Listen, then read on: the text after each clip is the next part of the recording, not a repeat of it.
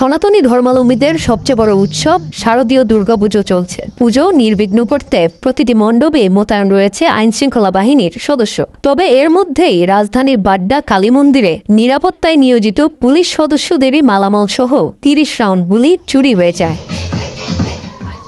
পূজা আয়োজক কমিটির সদস্যরা জানান, সোমবার মধ্যরাতে মণ্ডপের মেইন গেট বন্ধ করে দেওয়া হয়। নিরাপত্তায় নিয়োজিত পুলিশ সদস্যদের জন্য মণ্ডপের পাশেই একটি 2 তলা নির্মাণাধীন ভবনে বিশ্রামের ব্যবস্থা করা হয়। তবে পুলিশ সদস্যরা ঘুমন্ত অবস্থায় থাকায় গভীর রাতে চুরির ঘটনা ঘটে। পুলিশের মানিব্যাগ এবং ওই টাকা নিয়ে মোবাইল নিয়ে গেছে, কিন্তু ওই যে অন্য কিছু যে হারাইছে এটা আমরা তখন শুনি নাই। হয়তো এই সাইড সুইট দিয়ে আসছে, আর নাহলে তো মনে করেন এই জায়গায় আসার কোনো ওয়ে নাই।